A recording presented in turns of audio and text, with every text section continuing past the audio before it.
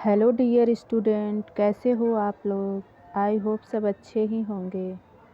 मैं आप लोगों को प्रीवियस वीडियो में केंद्रक के बारे में बताया था, तो उसमें से थोड़ा सा केंद्रक के बारे में थोड़ा सा पार्ट छूटा हुआ है। तो चलिए चलते हैं। हाँ, यहाँ तक तो हो गया था आप लोग का, यहाँ तक है ना। तो अब चलते हैं थोड़ा सा केंद्रक के बारे में। ये थोड़ा सा छूट गया था और ये बहुत ही इम्पोर्टेंट है, आप लोग इसको नोट करिएगा। केंद्रक में क्रोमोसोम्स जो हैं केंद्रक में क्या होते हैं? क्रोमोसोम्स होते हैं, जो कोशिका विभाजन के समय किस रूप में दिखाई देते हैं? छड़ों के जैसा, है ना। केंद्रक में क्या होता है? क्रोमोसोम्स होता है। और जब कोशिका का विभाजन होता है उस समय कैसा दिखाई देता है? क्रोमोसोम छड़ाकार दिखाई पड़ते हैं। क्रोमोसोम्स में आनुवंशिक गुणों की सूचना होती है। वो माता पिता से डीएनए डीऑक्सीराइबोन्यूक्लिक अम्ल अणुओं के रूप में अगली संतति में जाते हैं। क्रोमोसोम्स डीएनए तथा प्रोटीन के बने होते हैं। ये बहुत ही इम्पोर्टेंट है। हमने देखो पेन से भी हाईलाइट किया है और तुम लोग को ये पूरा नोट करिएगा तुम लोग, है ना, पूरा यहाँ तक। क्रोमोसोम्स डीएनए तथा प्रोटीन के बने होते हैं। डीएनए अणु में कोशिका के निर्माण एवं संगठन की सभी आवश्यक सूचनाएं होती हैं। डीएनए के कार्यात्मक खंड को जीन कहते हैं। जो कोशिका विभाजित नहीं हो रही है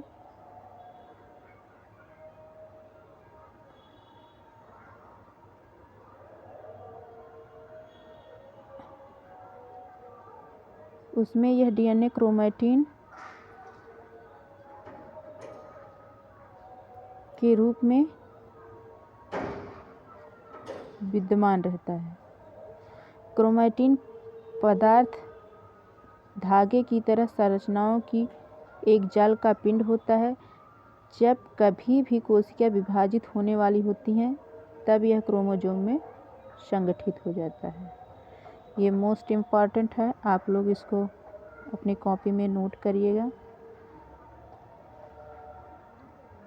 अब देखते हैं कि क्वेश्चन कैसे बनता है, और ये जो बता रहे हैं ना स्लाइड, ये बहुत ही इम्पॉर्टेंट है।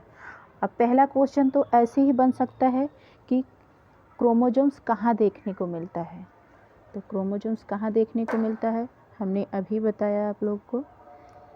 क्रोमोसोम्स केंद्रक में होते हैं।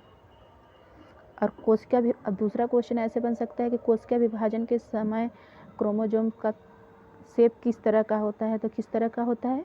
छड़ाकार दिखाई देते हैं।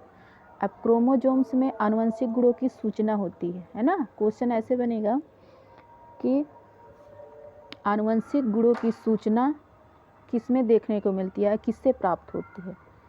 तो आनुवंशिक गुणों की सूचना क्रोमोसोम से। वो माता पिता से डीएनए राइबो न्यूक्लिक अम्ल अणु के रूप में अगली संतति में जाते हैं।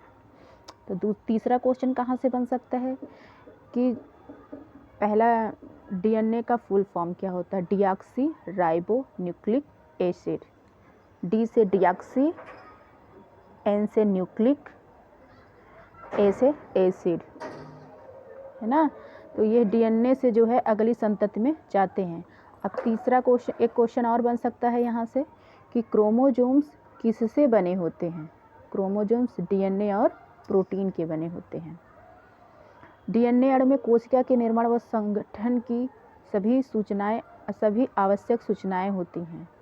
तो क्वेश्चन कैसे पूछा जा सकता है कि कोशिका के निर्माण व संगठन की सारी सूचनाएं कहाँ देखने को मिलती है? तो डीएनए के अणु में। ये देखिए, डीएनए के अणु में। अब डीएनए के कार्यात्मक खंड को क्या कहते हैं? ये क्वेश्चन बहुत इंपॉर्टेंट है, ये तो पूछा गया था बीपीएससी टीआरई में, है ना, कि डीएनए के क्रियात्मक खंड को क्या कहते हैं? डीएनए को क्रियात्मक खंड को जीन कहते हैं। जो कोशिका विभाजित नहीं हो रही हैं उसमें यह डीएनए क्रोमैटिन पदार्थ के रूप में, जो भी कोशिकाएं विभाजित नहीं होती हैं वह डीएनए क्रोमैटिन पदार्थ के रूप में विद्यमान रहता है। और जो क्रोमैटिन पदार्थ होता है वह धागे की तरह रचनाओं के जाल में का एक पिंड बना लेता है। ये देखिए यहाँ तक। और जब कभी भी कोशिका विभाजित होने वाली रहती है तब क्या करता है, ये क्रोमोसोम में संगठित हो जाता है। तो आई होप तुम लोग को अच्छे से समझ में आया होगा।